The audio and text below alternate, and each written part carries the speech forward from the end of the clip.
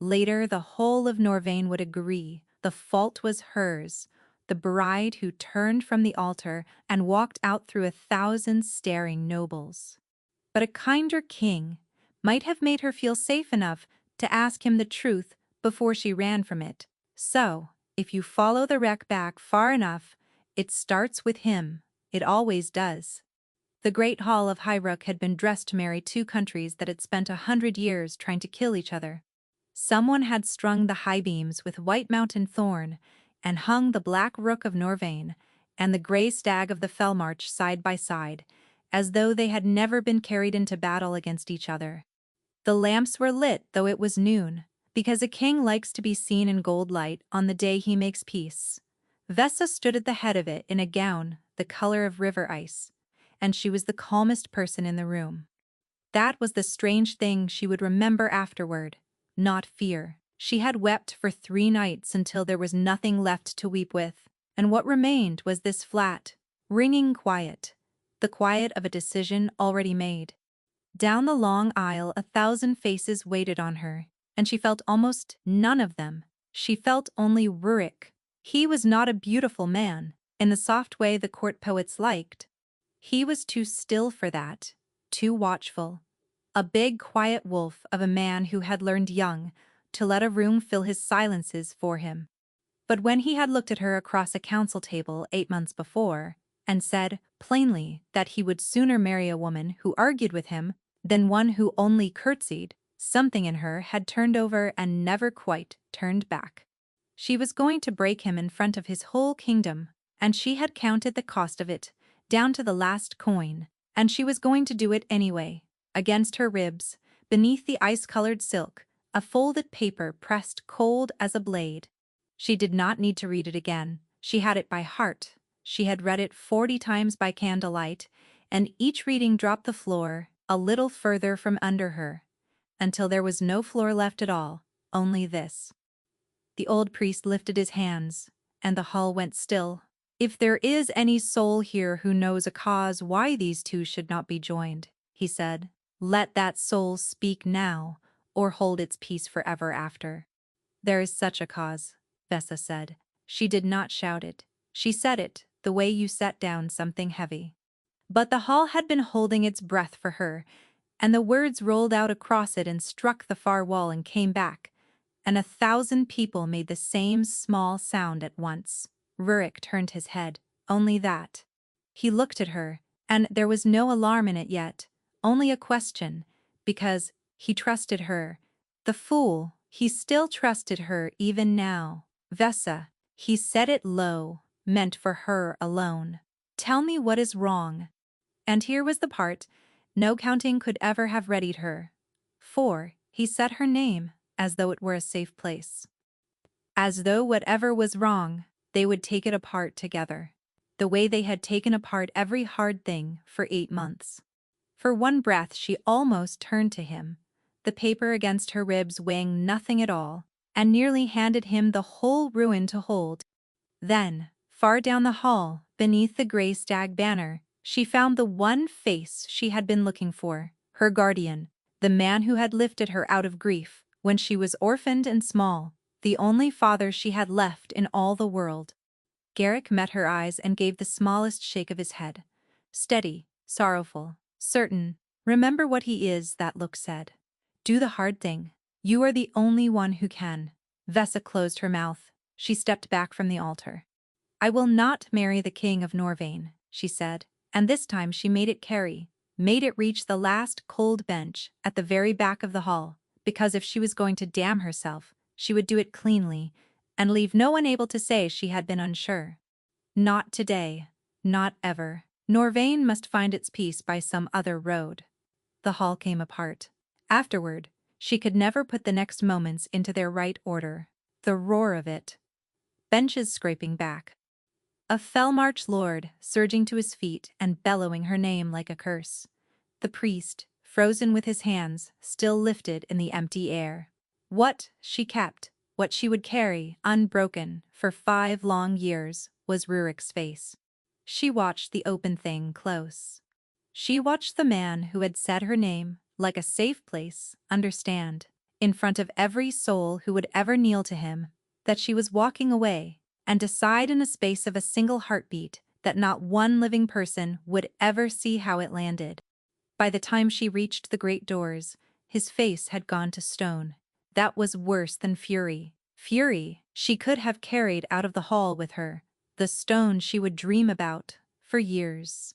She walked out through the gold light, and the white thorn, and the 100 years of banners, and not one soul in that hall knew that beneath her ribs she carried the very paper that had made her do it, nor whose hand had truly written it. She did not know that herself. Not yet. And that was the last morning. Vesa of the Felmarch was welcome anywhere in the wide world. Peace did not survive the afternoon. By evening the Felmarch party had been escorted out of Hyruk under armed guard.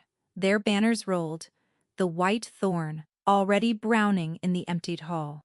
By the end of the week, both courts had done their sums and arrived at the same cold total. There would be no marriage, and so there would be no alliance. And so the border the wedding was meant to close stayed open, an old wound 100 years deep, bleeding again into the snow. The nobles of Norvain wanted the bride punished for the insult of it. Their king did not give her to them. He did something the court found far stranger than mercy. He said nothing at all. He did not rage, did not send riders after her, did not so much as speak her name. He let the border go cold, shut his hall against the Felmarch, and turned back to his kingdom with a face no one living could read. Some said the mountain girl had frozen his heart on her way out the door. They were nearer the truth than they knew. She went home to the Felmarch, to the high grey holds, and the thin cold rivers and the very people she had wrecked the alliance to protect. She had ridden north, expecting to be hated. Instead, she was thanked, which was a good deal worse. Her guardian saw to that. Garrick stood before the gathered clans in the great hall of Brindle and told them what a true daughter of the mountains had done, how she had turned her back on a tyrant's bed and a tyrant's leash and kept the Felmarch free. They cheered her until the rafters rang. She stood in the cheering and felt like a coin that had been spent and could never be got back. And year upon year, the freedom Garrick praised so warmly began to look a great deal like a slow kind of dying. Without Norvain's grain, the lean winters bit to the bone. Without Norvain's soldiers, the high passes went unwatched and things began to come through them in the dark. At first, the clans called it raiders, armed the holds, buried their dead, and named it the price of a hard country. But the raids fell in patterns far too neat for common hunger. Always the granaries, always the forges, always the holds that had spoken loudest. Once, for the old alliance. And in time, men began to mutter that this was no hunger at all, but a patient hand, closing its fingers slowly around the throat of the Felmarch. Vesa was the one who saw the pattern. She had always been the one who saw. She brought it to Garrick, with the burned holds marked out in red thread, and showed him the neat, deliberate shape of it. Her guardian studied the maps a long while, then took her hand in both of his and told her gently that grief could make even a clever woman see a design where there was only bad luck. She almost believed him. She had believed him her whole life. Then, in the 5th spring, after the altar, they burned Kelmarsh. Kelmarsh Hold had sheltered 300 souls at the head of the northern pass, and the fire that took it in the night did not spare many of them. Vesa rode in with a relief party at first light and walked through what the flames had left, and somewhere between the black fallen beams and the small covered shapes laid out in a row upon the frost, the flat, ringing quiet came back to her. The very same quiet she had felt at the altar, the quiet of a decision already made. She had done the unthinkable once to keep her people safe. She had been wrong, or she had been lied to, and she no longer knew which, and the not knowing sat in her chest like a swallowed stone. But standing there, in the grey ash of Kelmarsh, she knew one thing, all the way down to the ground. Whatever hand was closing on the Felmarch, no clan of the mountains would break its grip alone. There was exactly one power on the whole continent strong enough to shatter it. And that power belonged to the man she had shamed before his entire kingdom. The man whose face had turned to stone the last time he ever looked at her. She was going to have to go and knock on his gate and ask. She told no one that she was going. That was the first thing in her whole life she had ever kept back from Garrick. And she did not let herself stop and wonder why she had kept it. She rode south with 2 trusted men and a string of spare horses, and the red-marked maps rolled in oilcloth against her saddle. With every league the land softened and warmed and grew green until she crossed into Norvain proper, and the memory of that gold-lit hall rose to meet her like a fever coming on. 5 years, and she was riding back into the one place on earth she had been cast out of, to stand before the one man with the best cause of all, to hate her and beg his help. Hyruk stood on its black crag above the river exactly as she had left it, all gray stone and narrow towers, and that great iron-banded gate she had last walked through going the other way, in disgrace, 5 springs before. She went the last of it alone and on foot, leading her horse, and the closer she came, the smaller she grew, until she stood beneath a gate arch that could have swallowed a house, and lifted her hand to a door built to hold out armies, and knocked. For a long while, nothing happened at all. Then a smaller door, set within the great one, cracked open, and a gate warden looked out at her, a broad, gray-bearded man with the black rook stitched upon his breast. He asked her, not unkindly, what business she imagined she had at the king's own gate. "I have come to see the king," Vessa said. The warden looked at the empty road behind her, at the mountain dust on her cloak, at how plain and alone she was, and something almost gentle came into his face. The gentleness a man keeps for the harmlessly mad. "The king does not see travelers up off the road, my lady. If it is a petition you carry, there are clerks in the lower town who will hear it and set it down fair." "Tell him," Vessa said, and her voice held steady, because she had spent every last tremor she owned on the long road down, "that the bride who left him standing at the altar has come back to his gate. Tell him exactly that. And then, if he still wants me gone from the world, come back and tell me to go." The gentleness went out of the warden's face all at once. What came into its place she could not have named, only that he looked at her now the way a man looks at a thing that might catch fire in his hands. He shut the small door without another word and left her standing there in the cold stone breath of the gate. She waited in the shadow of it, with the river running loud below the crag, and counted her own heartbeats to keep her feet from carrying her back across the bridge. She was still counting when she heard, deep behind the great gate, the sound of the heavy bar beginning to lift. Not the small door, the gate itself. The whole vast iron-banded weight of it came groaning back on its hinges. The gate no one raised for a single traveler on foot, that was hauled open for kings and armies, and no one else beneath them. Vessa's mouth went dry as ash. Because a warden could have turned her away through the little door. A clerk could have sent her down to the lower town to wait among the petitions.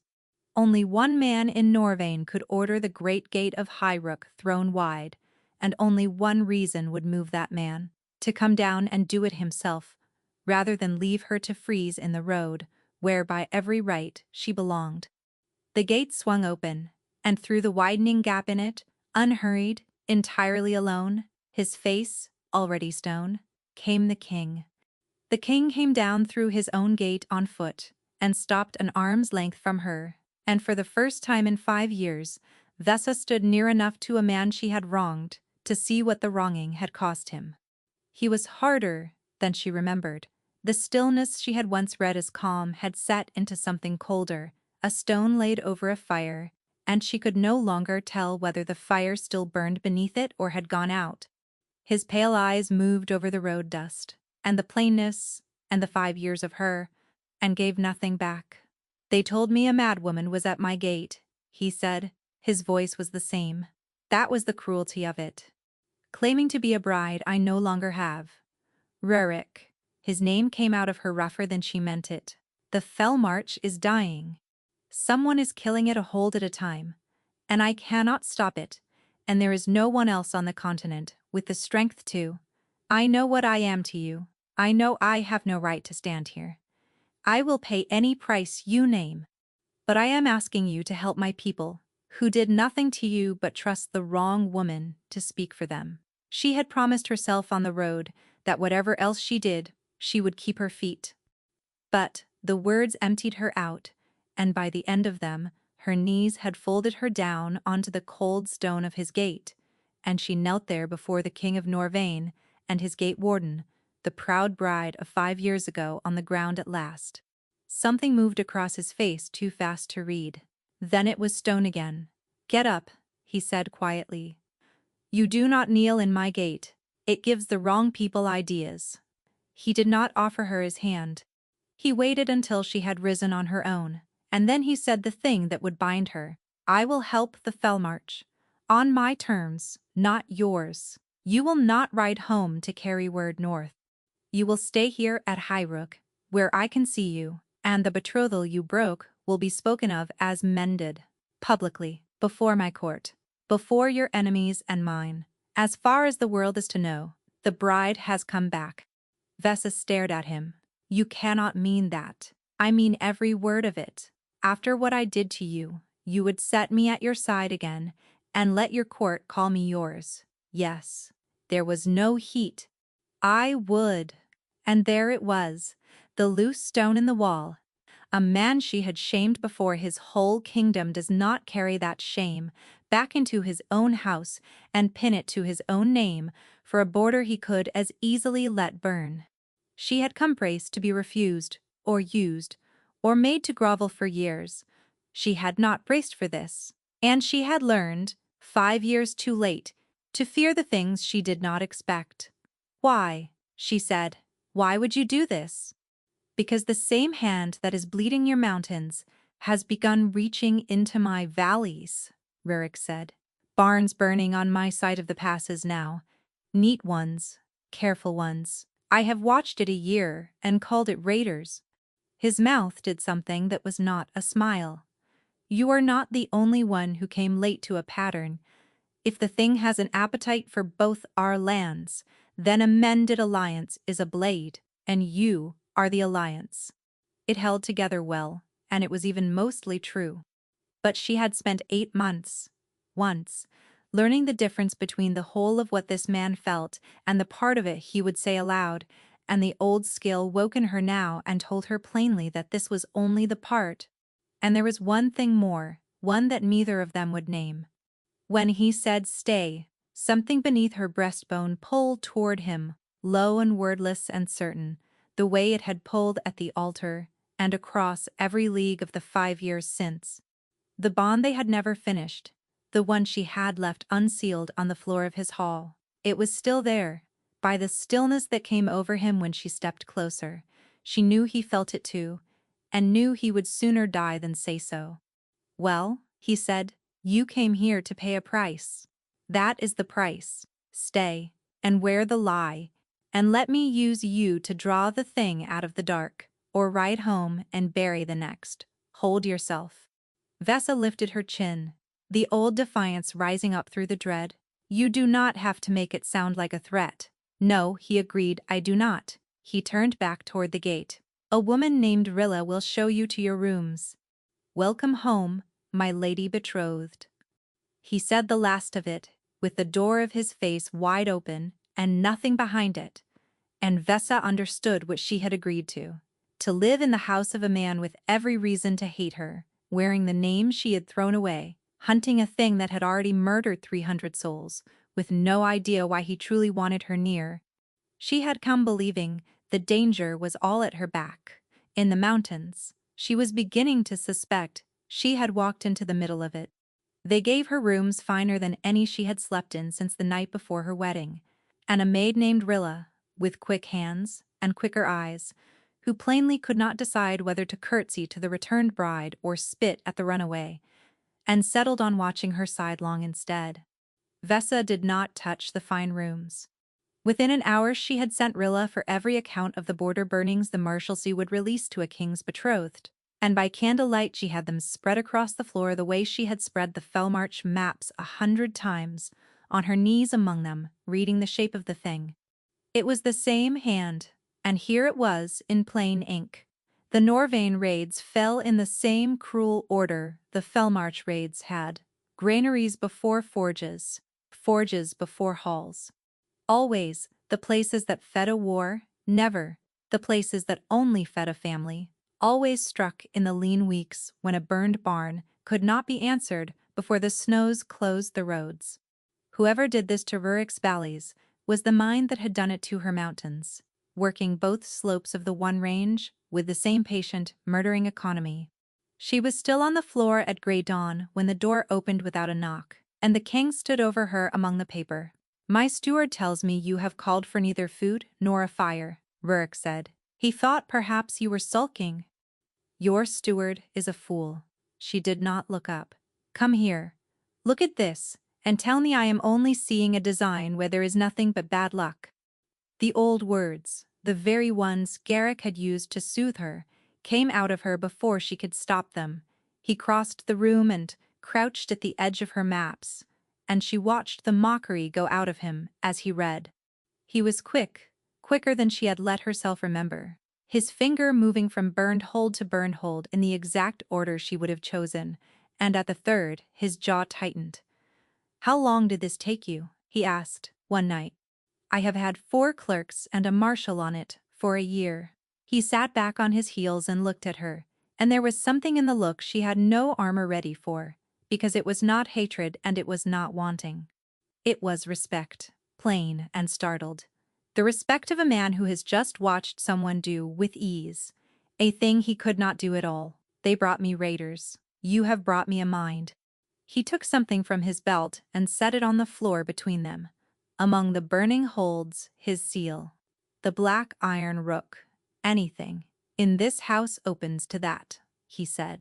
"Any ledger, any door, any man who tries to tell you a woman has no business asking you have, until the thing kills again to bring me its name. Do not make me sorry I put my seal in the hand of the woman who once handed my kingdom a public insult." The weight of it in her palm undid something in her chest that 5 years of being thanked had never once touched. To be praised for what she was not was the loneliest thing she knew. To be handed a seal because of what she truly was went through her like the first warm swallow of something strong. She almost told him then. She almost told him the thing that had kept her from sleep all night, the last corner of the pattern she had not let herself turn. That a hand this precise, always the right hold in the right week on both sides of a guarded range, was not guessing. It knew which holds, spoke for the alliance, which passes, went unwatched when the snows would come, on her side of the range, as surely as his. It had a friend in the deep confidence of the Fellmarch, someone trusted, someone very close.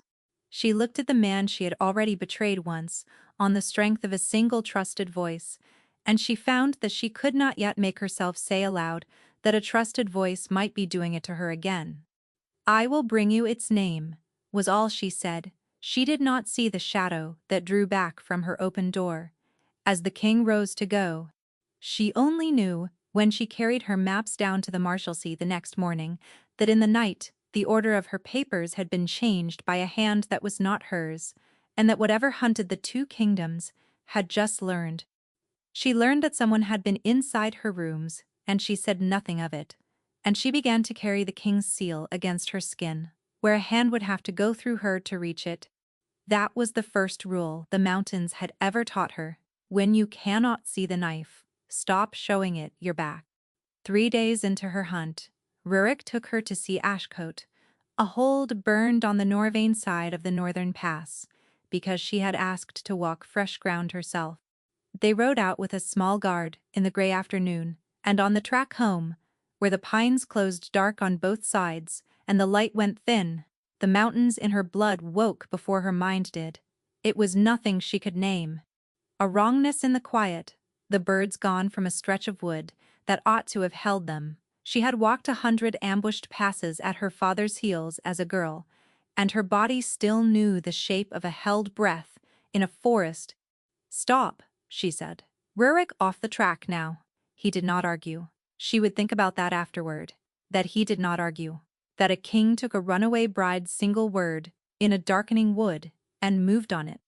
They came out of the trees on both sides at once, rapt, and quiet, and quick, and there were far more of them than any road like this one should ever have drawn. What followed, she could not afterward tell in order. She had no sword, only the long knife, and the lay of the ground in her head, and she used the second far more than the first. She set the king at her back against a fallen pine, called the guard into the narrow gap where the trees stood thickest, so no two blades could reach them at once, and fought the way her people fought, low and close and brief. A wrist snapped under her hand. A man went down over the pine and did not rise. She took a line of fire across her forearm and did not feel it till later. Then a whistle cut through the wood, high and clean, and the ones still on their feet broke off altogether, not scattering, falling back in order, the way trained men fall back when a paymaster has decided the price of the day has climbed too high. The wood went quiet. Vesa stood in the middle of it with her knife still up and her arm running red, and her heart slamming against her ribs, scanning the trees for the next rush that never came. And behind her, against the fallen pine, the king of Norvine straightened his coat and said, in a voice with no fear anywhere in it, "You are bleeding," she rounded on him. "Someone has just put a dozen men on a king's road to kill you, and you are troubling yourself over my arm." "I am not especially troubled about my arm," he agreed. "It is your arm." But his eyes had already gone past her to the men on the ground, reading them, counting them, and there was not one particle of surprise anywhere in him. He had gone still in the way a man goes still when a thing he has been waiting a long time for has finally come. And Vesa, who had spent 5 hard years learning to notice, when a calm face did not match a violent moment, felt the cold click of it drop into place. He had known. He had ridden out with a light guard, into a wood he could as easily have scouted first, and he was not surprised in the least that it had become a killing ground. "You knew," she said slowly. "You have been waiting for this. You did not bring me out here to look at a burned hole at all." The stone came down over his face, which by now she had learned to read as its own kind of answer. "Rurik, what is it you are using me to catch? And does the thing want you dead, or does it want me?" He looked at her a long moment in the thinning light, with the dead men cooling on the track between them, and the old unfinished thing pulling tight in the air.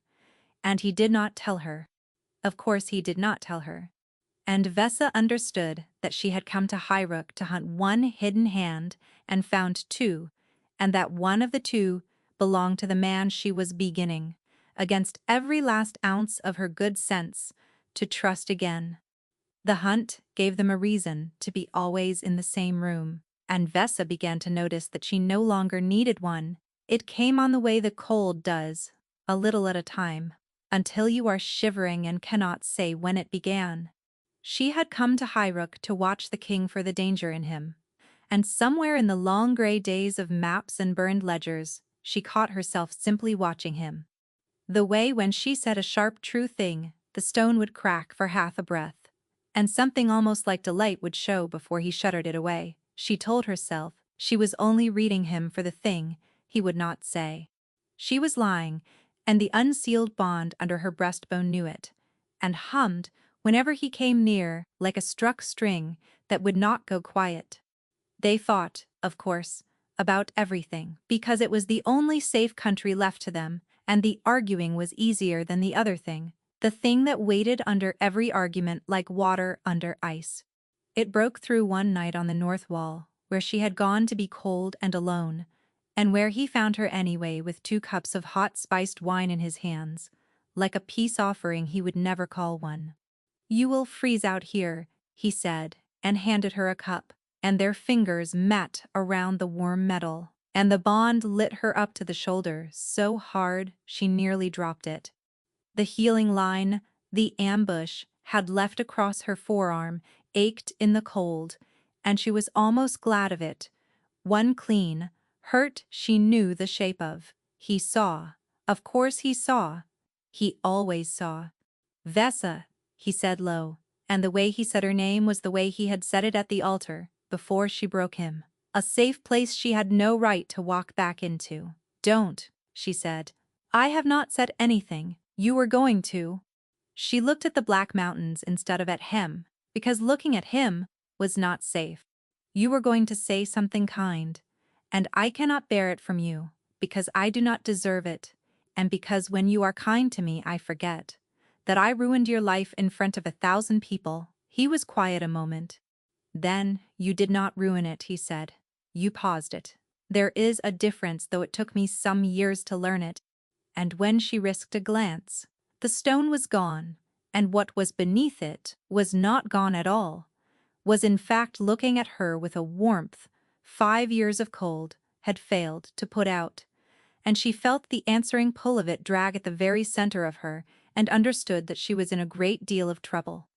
She was saved from herself by the thing that would in a few short days unmake everything, a rider from the north. The Felmarch had heard its runaway daughter sat again at the king's side, and the alliance was mending and the clans were sending a delegation south to see the peace ratified. At its head, the rider said rode the regent himself. Garrick, Vesa said, and did not know that she smiled, and did not know that the smile was the last easy one she would wear for a long while. He is coming here. She thought of the man who had raised her, riding down to stand beside her at last, and she felt only gladness, the simple gladness of a child who has missed her father. She had no way of knowing that she had just spoken, smiling, the name of the thing in the dark, and Rurik, watching her whole face go soft at the word Garrick, said nothing at all, and something behind his eyes went very still and very sad. The peace was to be sealed with a feast, and Hyruk had not seen its like in a generation. The great hall, filled with the lords of 2 nations that had spent 100 years hating each other, seated now at the same long tables under the black rook and the grey stag, watching one another for the first sign of the old treachery. The Felmarch delegation sat in the place of honor, and at its head, grey and straight-backed and beloved, sat Garrick, who had wept when he embraced Vesa in the yard that afternoon, and told her she had grown into everything her mother would have wanted. It was Rurik who drew her out of it, onto a dark colonnade above the gardens where the music thinned to nothing. You are hating every moment of this, she said, watching him. She had spent 5 years learning to read stone, and lately she had begun to read the man beneath it, and the man beneath it tonight was worn to the bone. I have hated it since I was 19, he said, and it came out plain and tired, without a scrap of the charm he wore for the hall, the smiling, the being what they need, so they do not look too hard at what I am not. I have done it so long, I no longer know whether it makes me clever or only hollow. He stopped and gave her a thin, guarded smile. Ignore me. Too much wine, and not enough. Her hand rose before she had decided to allow it, the way it had wanted to for weeks, and came to rest along his jaw, and the guarded smile crumbled under her palm. And the bond they had left unsealed for 5 years came awake all at once. It was not want, though the want was in it. It poured through the place where her hand met his skin, distinct and foreign and wholly his, and undid her. She felt his exhaustion and the grief he had carried behind the stone for 5 years, her shape cut out of the middle of him and never filled. And beneath all of it, a love so patient and so worn it frightened her more than any blade, because it had been waiting for her the whole while she had been running. She snatched her hand back as though the stone had scorched it. Vesa, he breathed, and his eyes were black and stunned, because he had felt it too, the bond flaring open between them for the first time since the altar. That was, tell me you felt that.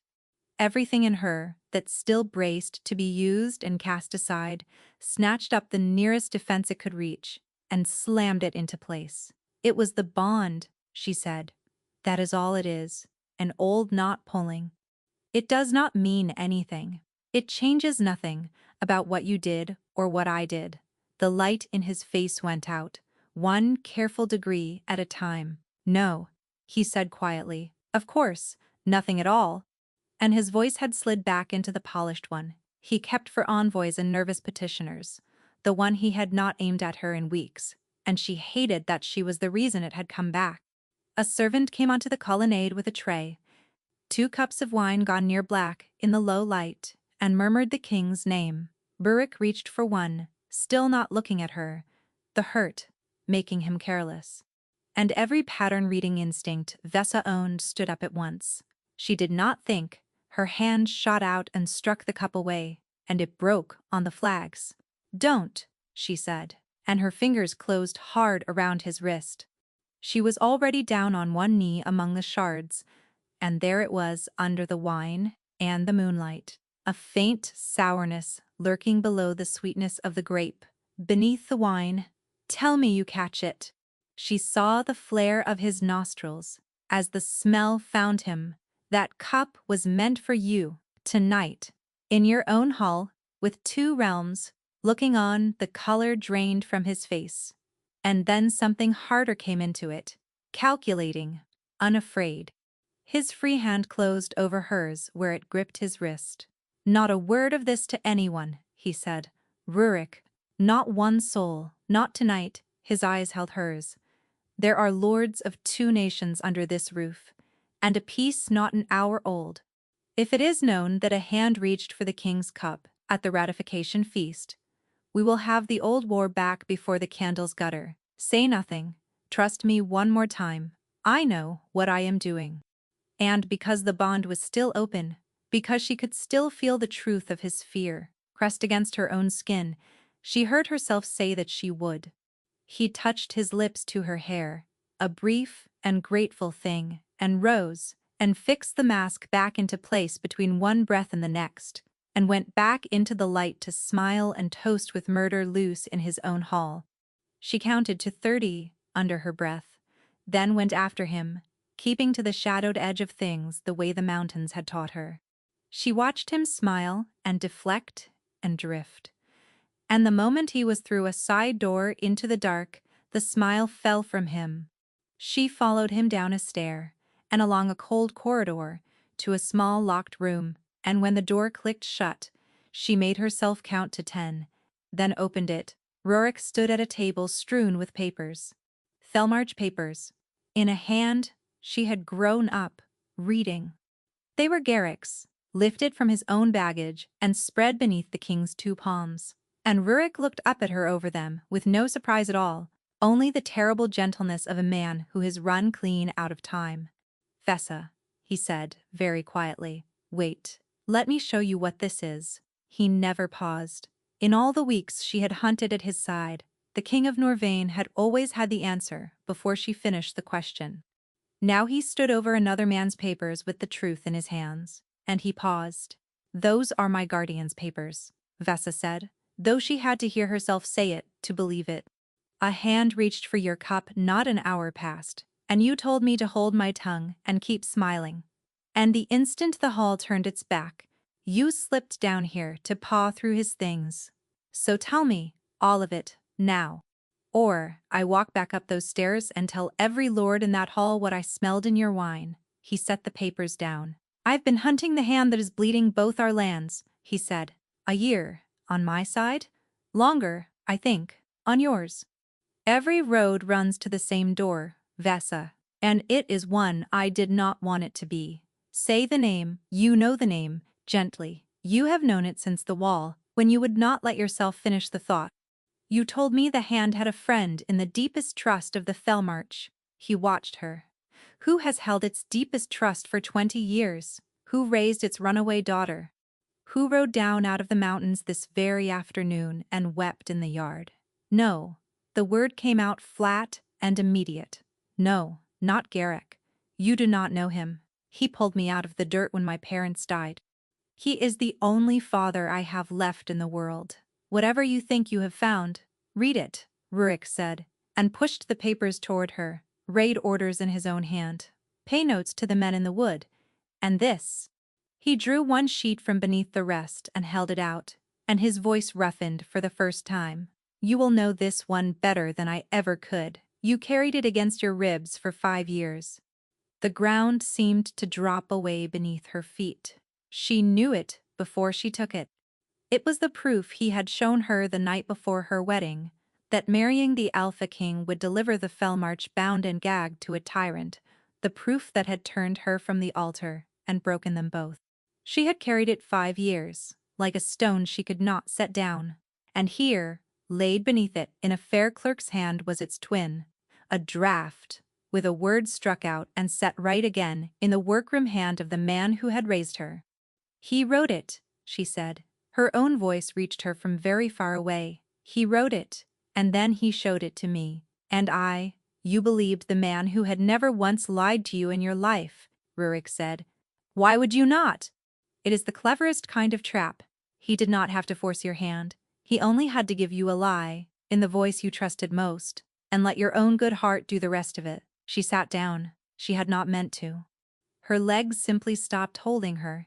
5 years of exile, of being thanked for a ruin, of Kelmarsh burning, of 300 dead at the northern pass, and beneath all of it, from the first, the hand of the man she had shamed a king to protect. He had not wanted the alliance.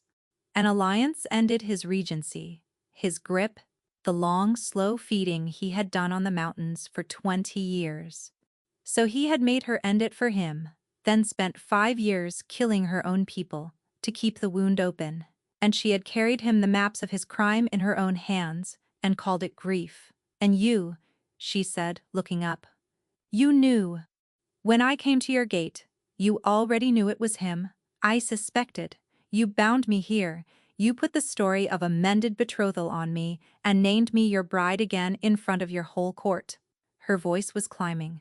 Was that all it was? Bring the runaway back. Mend the alliance.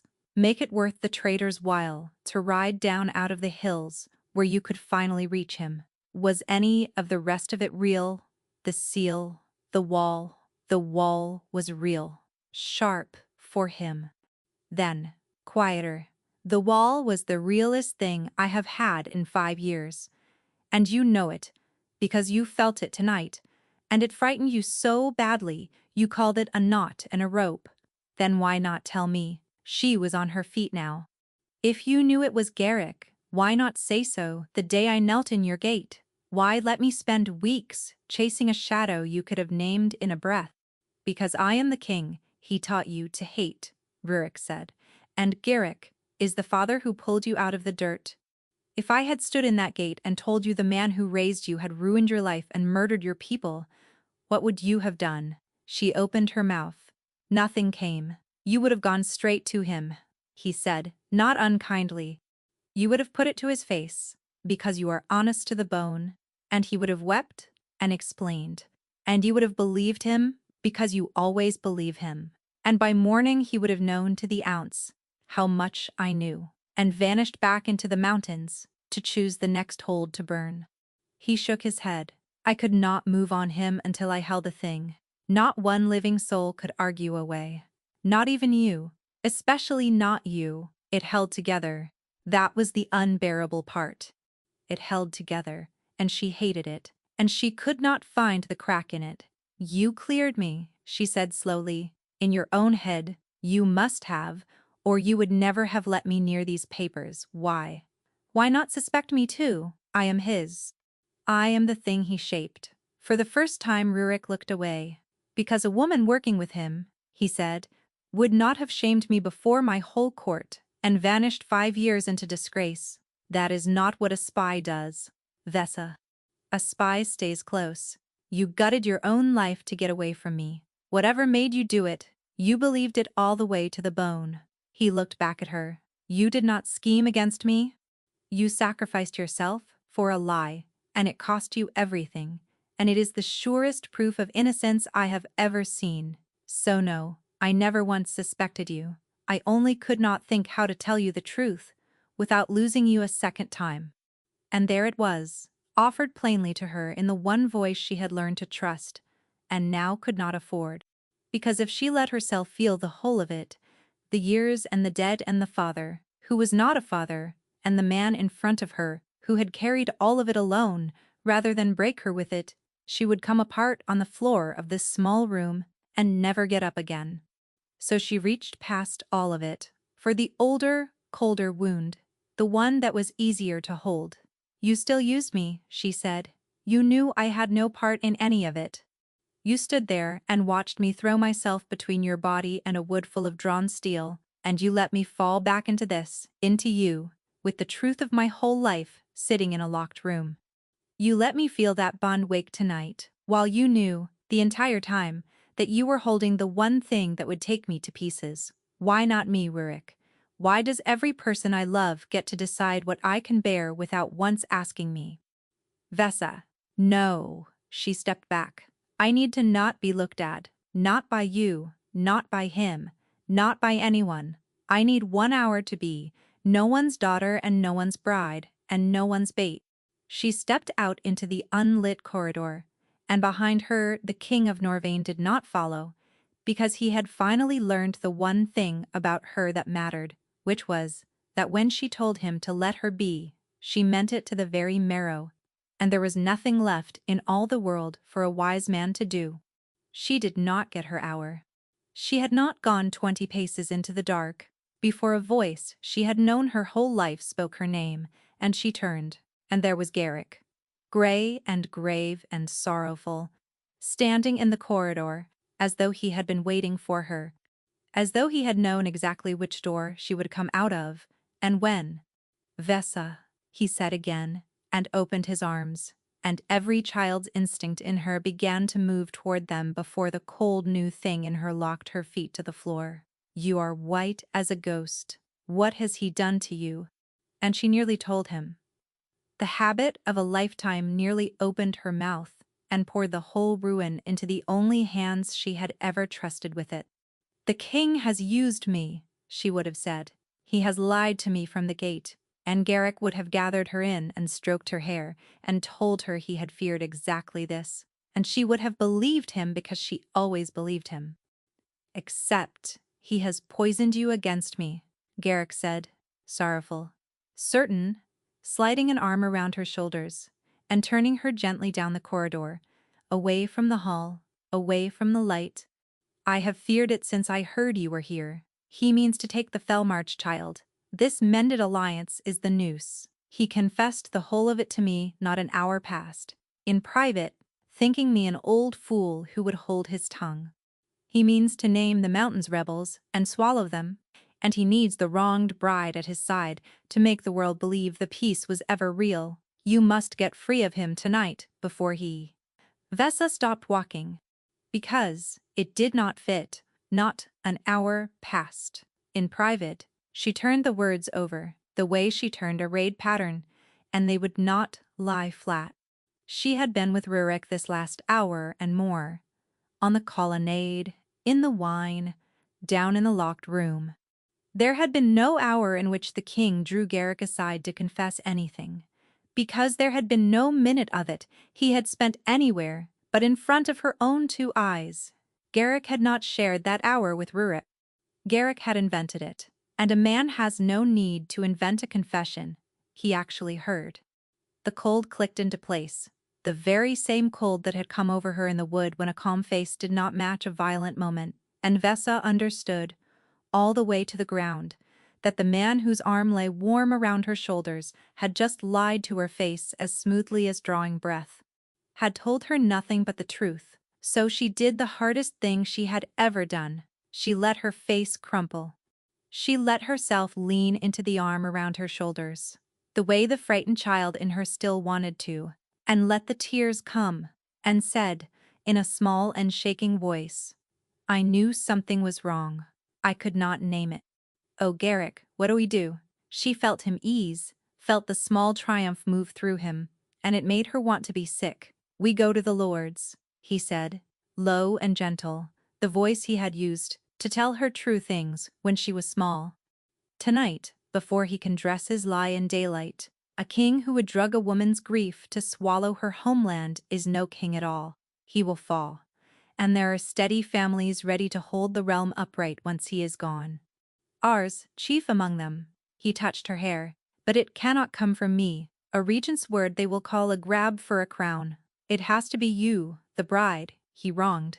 If you stand before the lords of two nations and tell them what the king has done, not one soul in that hall will doubt a word of it. Yes, Vessa whispered, and let him lead her toward the light. Yes, all right, I will tell them. No walk she had ever taken felt half as long as that one. She had to reach that hall and turn his own trap inside out, before the lords of two kingdoms, with nothing but her word and a timeline, and if she moved too soon, he would see it, and the whole thing would come down in blood and the old war back by dawn. She had one throw of it. For a lifetime the man beside her had underestimated her. It was, she thought, past time, that earned him something. The great hall went quiet and tight when they came in, the lords of two nations turning to look, because a regent leading the pale, tear-streaked bride to the high table is not a thing men ignore. Rurik was there, at the head of the room, and when he saw her come in on Garrick's arm, his whole face opened for half a breath, hope and terror at once, and then closed, because he believed she had come to bury him. Your graces, my lords. Garrick's voice filled the hall, grave and grieved. It shames me beyond telling to bring this before you. But the peace you gathered tonight to bless is a lie, and the woman at my side has paid for that lie more dearly than any soul in this room. He laid it out then, smooth as poured water, the king's ambition, the alliance as a noose, the private confession an hour past, and the hall began to murmur and to darken. Then he turned toward her, and every head in the hall swung around to follow his gaze. It grieves me to ask it of her, but she was there. She has no cause left to shield the man who wronged her. He held out his open hand. Vessa, tell their graces what the king intends. Every face in the hall swung to her. The Felmarch chiefs, half risen from the benches, the lords of Norvain, hands drifting to where their blades would have hung. Garrick, sure of her, already counting the win. And Rurik, at the high table, looking at her with the stone finally and fully down, letting her see the whole of what it would cost him to be damned by the one mouth no one alive would doubt. She looked at him. I am sorry, she told him without a word. I should have believed you in the gate. Then she turned to face the assembled lords. My guardian is right that I have no cause to shield the king, she said, and her voice did not shake, because she had spent every tremor she owned 5 years ago. So believe me when I tell you the king intends no such thing. Regent Garrick has lied to you. He has lied to me, and I can prove the lie with the one careless gift he handed me himself. The hall went utterly still. Beside her, she felt Garrick go rigid. He told me a quarter hour past that the king confessed this plot to him in private. Within the last hour, the two of them alone, Vessa said. But I have not left the king's side. This whole hour, my lords. There was no private hour. There was no confession. My guardian has described a meeting that could not have happened, because I stood inside the only hour it might have, and the king was in front of me the whole of it. This is grief, Garrick said, and his voice had gone tight at the edges. The poor child is distraught. She does not know what she is. Search his baggage, Vessa said over him to the lords, to the Felmarch chiefs, who had known Garrick 20 years. Now tonight, while he stands here and cannot reach it, you will find raid orders in his own hand. You will find pay notes to the men who put a wood full of blades on the King's Road only days ago. And you will find the drafts of a certain forged letter, the letter that broke this alliance the first time, 5 years past, at this very hall's altar. Her voice held level. I know the hand. I grew up reading it. I carried its finished lie against my heart for 5 years, and let it cost me everything, and cost 300 souls at Kelmarsh their lives. Search his baggage, my lords. And then ask, who has been bleeding both these kingdoms white? and who profits when the mountains and the valleys are too busy burning each other to notice a regent's hand in the strong box. A search costs nothing, said the eldest of the Felmarch chiefs quietly, into the ringing silence, and looked at Garrick and did not look away. And Garrick's face changed. The grief went out of it. The grave, beloved, fatherly patience she had leaned her whole weight on for a lifetime simply drained away, and what was left was cornered and cold, and had never, she saw now, been anything else. He moved fast for an old man. The knife came out of his sleeve in the same breath and came at her, because she was the thing that had undone him, and some buried part of her had been waiting for exactly this, since she was old enough to notice how carefully he had always taught her. But of all the things that terrible night had demanded of her, this was the one she had been drilled since girlhood to do. She turned into him instead of away, inside the arc of the blade, and caught the wrist she had watched sign 1,000 lessons, and used his own weight and the old lock he himself had drilled into her to put him face down across the high table among the ratification cups.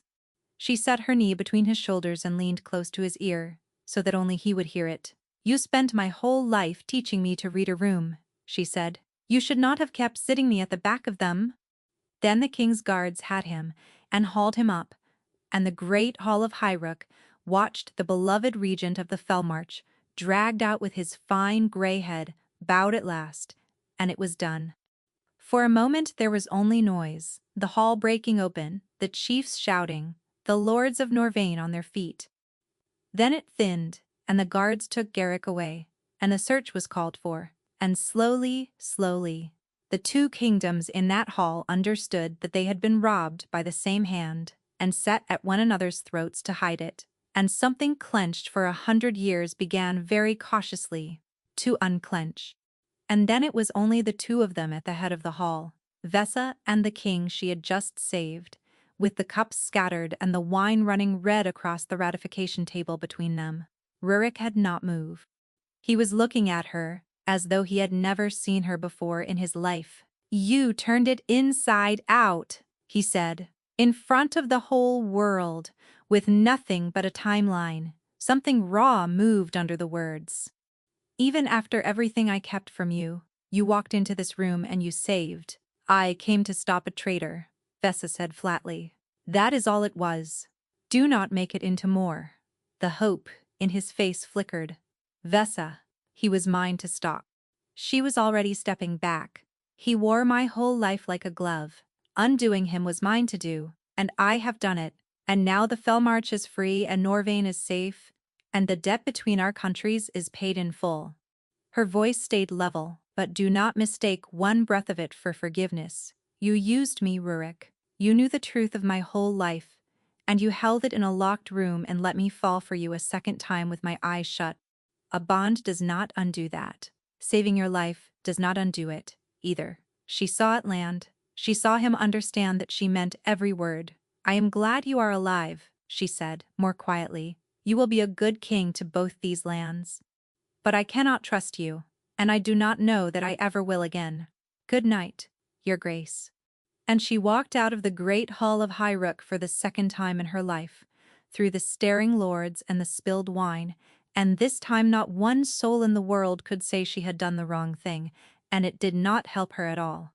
She went home to a Felmarch that was hers now, and she was good at it the way she had always secretly known she would be.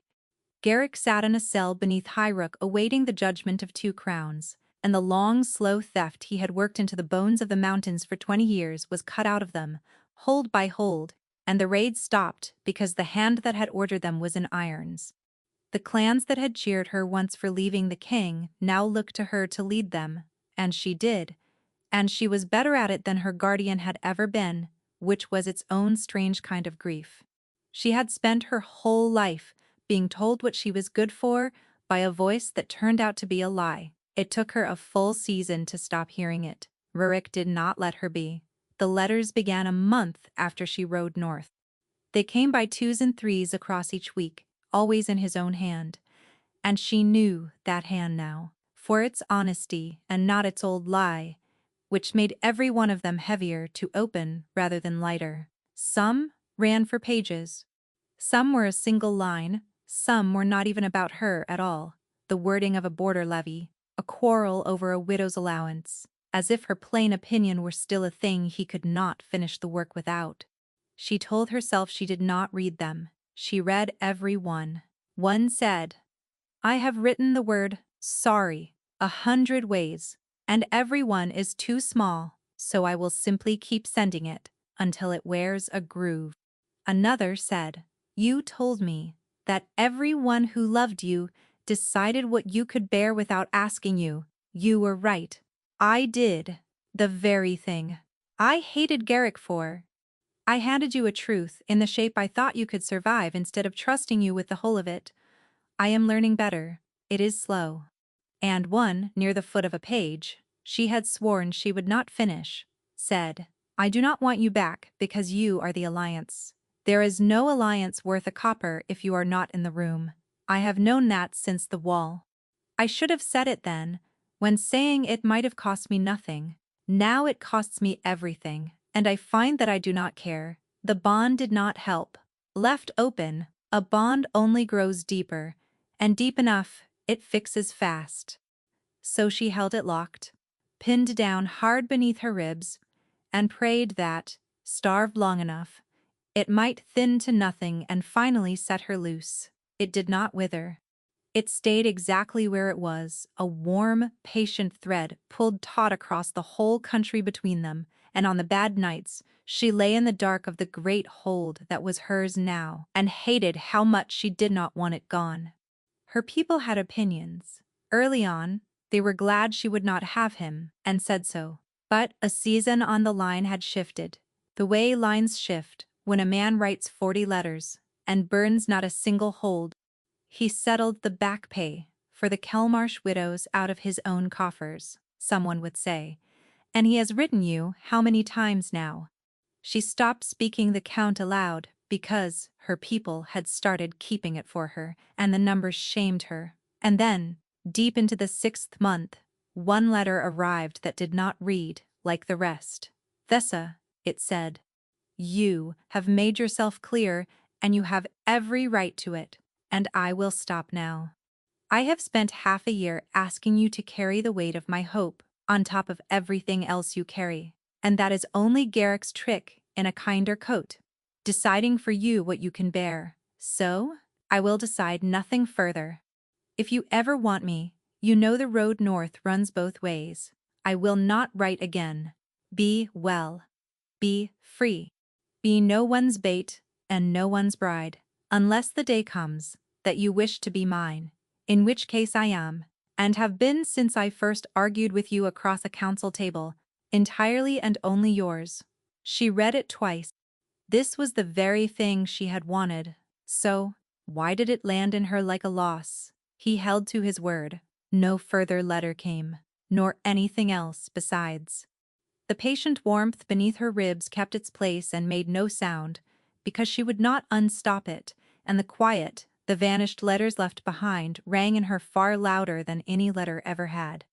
It was the 7th month when the rider came up the mountain roads hard, on a lathered horse, wearing the black rook, and Vessa knew, before he opened his mouth, that something was wrong. The king had left Hyruk alone, told no one. Taken no guard, left his sword on its stand and his crown in its box. He had ridden out through the great gate at the 10th bell 3 nights past and had not come back, and no one in all of Norvain had seen him since, and the Marshalsea was holding its panic together with both hands, because a kingdom whose king has vanished is a kingdom 3 days from war. Where was he headed? Vessa said, already on her feet, already reaching for her sword belt without deciding to. "North, my lady," the rider said. "The trackers lost him at the border. Your border." He swallowed. They lost the scent on the road up into the Fellmarch. The road to Brindle. She stood very still. One road to him remained, and only the one she had known it from the second, the rider said, gone. She pressed a hand flat to her chest over the thread she had spent 7 months smothering, and she told herself it was duty, that he was a king, that finding him was the alliance's business, and hers, by right. It was not all it was. It was not even mostly what it was. She opened the bond. It came through her like a shutter torn from its hinges and flung wide in a gale. Everything she had refused to feel for 7 months came through at once, and beneath her own smothered half of it, his grief first, deep, and without a bottom, the twin of the one she had carried. Then a tired, swimming, drunken confusion. And under all of it, drawing her north, like a rope hauled, hand over hand, the plain, unguarded direction of him. He was close.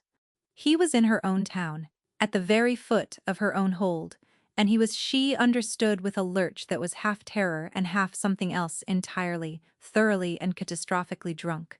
She went out of the hold at a dead run. The bond hauled her down the steep lanes of Brindle through the blue dark, before dawn, past bolted shutters and the ovens of the first waking bakers, to a low tavern with lit windows by the river gate, and she came through the door fast and low with her hand at her hilt, ready for a back room and a knife and a body. There was only the king. He was slumped at the far end of the bar, the king of Norvain, in a plain traveler's coat, gone muddy to the knee, his crownless head bare and his hair a ruin, one hand loose around a cup, talking with tremendous earnestness to a Fellmarch barman, who plainly could not decide whether to be honored or afraid, and had settled on watching him sidelong. She stopped in the doorway. Down the low open bond she felt the whole undefended wreck of him, and she came near enough to hear. "I have tried apologizing," Rurik was telling the barman, with the grave focus of the very drunk. 7 months of it. Every apology a man could dream up, and a few he should not have. She will not hear one word. He turned the cup in his hand. "Do you know she left me at an altar? In front of my entire court. Did I say that already?" "Several times," said the barman. "I have decided," Rurik announced, "to let her. It is the honorable thing. A man cannot go on flinging his heart at a locked door forever. It is undignified, and I am a king. I possess dignity." He drank. "I have ridden 3 days into the mountains that hate me to tell her, in person, that I am nobly giving up. That is the whole of my plan." He frowned into the cup. It seemed a great deal clearer before the 3rd day. Vesa reached the bar and lifted the cup out of his loose fingers. "You are done," she said. The barman gave her a glance of naked relief and made himself scarce at the far end of the bar. Rurik blinked at the empty air where the cup had been, and then his gaze caught on her face and would not come free, and the whole exhausted, sorry length of him lit up with a joy so undefended that she could scarcely meet it. "Vesa," he breathed, and down the bond, still wide open, his whole heart reached her at once, joy and disbelief, and a love with nothing left over it at all. "You are here. You came. I was going to be so dignified." "What were you thinking?" she said, her voice low and unsteady, because the relief had reached her first, a scalding rush of it, that he lived, that he was whole. And only now did the anger come climbing hard behind it. Riding alone into the Fellmarch. No guard, no word. "Do you know half your kingdom believes you dead? Do you know I opened a bond I spent 7 months shutting, because a writer told me you had vanished? You opened the bond." He said it as though she had told him the sun had come up in the west. "For me, do not."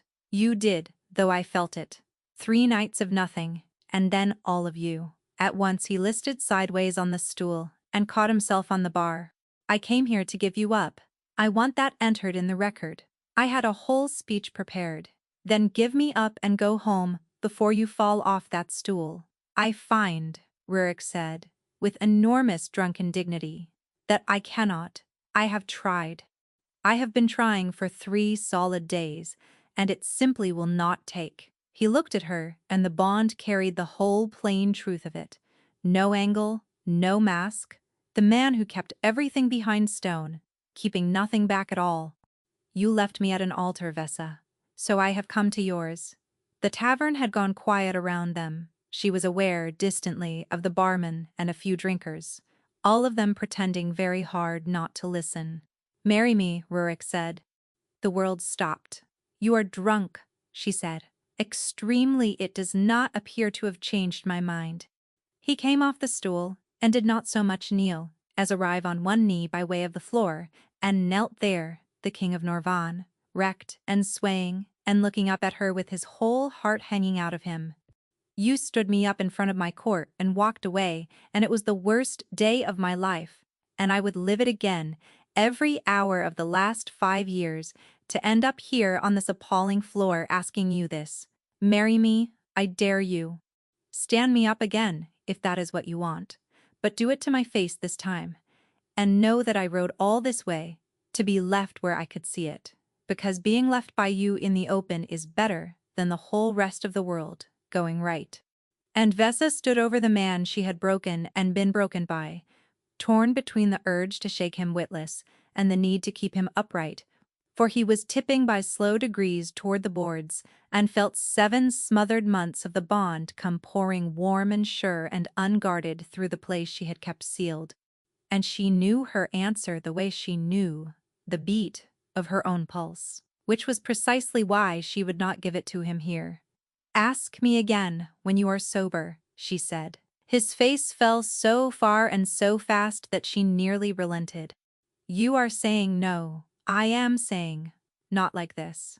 She crouched to his level, so he would not have to keep his chin tipped up, and the movement brought her near enough to smell the drink and the road, and, underneath both, him, the scent she had spent 7 months and 5 years pretending she had forgotten. "You did not get to hear my answer at our first altar. I ran before you could give me yours. I will not let you have the second one, when you will not remember hearing it either." Her voice went soft against her will. "Ask me tomorrow, Rurik. When you can stand, when you will remember every word of it, and find out. And tomorrow," he mumbled, his eyes sliding half shut. "You will say, 'Ask me tomorrow,'" she said, "and find out. That is not a no." A slow, wrecked, delighted smile spread across his face, the first thing she had ever seen entirely undefended on it. "Vesa, that is not a no." And then the king of all Norvain tipped slowly forward and went out, like a snuffed candle against her shoulder, his bare head lolling heavy into the curve of her neck, his breathing deep and even, and thick with the reek of mountain spirits, and Vesa knelt there on a tavern floor bearing the whole weight of him, for the first time in 7 months, until her face ached. She pressed her lips to his ruined hair. "Ask me tomorrow," she whispered, to the man asleep on her shoulder, and find out. It came in the end to 4 months. A fresh asking every single day, clear-eyed and steady, in every way a man can manage, and a handful of ways no cautious king ought to have tried. He asked her across the council table where the 2 kingdoms now met, to divide the work of peace, until her second swore she would hand in her post over it. He asked on the north wall of Brindle, with a cup of chocolate, going cold, and forgotten in his fist, because she had let slip once, on a different wall, in another country, that she loved the cold. He asked it clumsily, and he asked it well, and once he sent up so much mountain thorn and bloom that her hall smelled of blossom for a solid week, which was, she supposed, exactly the intent. And every day she sent him off to ask again on the morrow, right up until one entirely unremarkable morning, when, over bread and cold meat and a border levy they were bickering over, she raised her eyes to the man beaming at her across the table and told him, yes. They were married in the great hall of Hyruk, at the same altar she had walked away from 5 years before. She had asked for it. He had thought her mad, had offered her any hall in 2 kingdoms, one without the ghost in it. She had said no, she wanted the one with the ghost. She wanted to stand in the exact place where she had broken them both on a lie, and finished the thing properly in the truth, so that the last memory the hall held of her was not a bride walking away from it. The whole city came out for the day. Both realms sat together beneath the black rook, and the gray stag hung side by side. Only this time no one had needed to hammer the old banners flat, because the feud they marked was finally and truly over. Her people had come down from the high country, The clans that had once cheered her for leaving him now come to cheer her for staying. And when the old priest lifted his hands and asked whether any soul knew a cause why these two should not be joined, the whole hall held its breath because every last person in it remembered. The last time. Rurik looked at Vesa. Nobody said a word. They finished it this time. When she spoke the vow she had swallowed 5 years before, the unsealed bond between them, the one she had smothered and he had honored and neither had managed to kill, came fully and finally awake, and sealed, and she felt him settle into the center of her where the missing shape had always been, and felt herself settle into his. And the two halves of a thing, broken at this very alternate, closed at last. He broke down at the vows which she had expected. What she had not expected was her own throat closing, and the bond told on her before she could hide it, and he laughed at her even as he wiped his own face. "This one holds," he murmured against her hair, when the last word was said. "No walking out, no more altars for you to leave me at. You are mine now, and I have been yours since a council table, and there is not a court in the world that can unmake it. I am the one who walked out first. Need I remind you?" Vesa said, "which means I am the one who gets to promise hardest never to do it again. I walked out of this hall once. I am never walking out of it again. That is a vow as well, and I mean it a good deal more than the other one." "Best thing I ever did," Rurik said, "letting a madwoman in at my gate." "Best choice you ever made," she agreed, "was arguing with me across a council table, instead of marrying some poor girl who would only ever curtsy." And this time, when he pulled her in, she did not argue at all. That night, and every night after it, she noticed that the man who had spent 5 years sleeping behind stone slept easy now, deep and unguarded, one arm thrown heavy across her, the way he had wanted to since a wedding that never happened. And on the nights, the old grief woke her. The years, the dead of Kelmarsh, the father who had never been a father, she would feel the bond stir beneath his sleep, and his arm would tighten without his ever waking, holding the dark off her the way she had once held it off him in a wood, and she would let herself be held. She had left him at an altar once before an entire court, and ridden away certain she was saving her people and that she would never be welcome anywhere again. It had taken her 5 years, a burned hold, a hunt, a betrayal, and a very long walk back to a gate she believed was closed to her, to learn that the truest homes are the ones you are most sure you have lost for good, and that some doors you are certain you slammed forever are only, in the end, waiting for you to knock.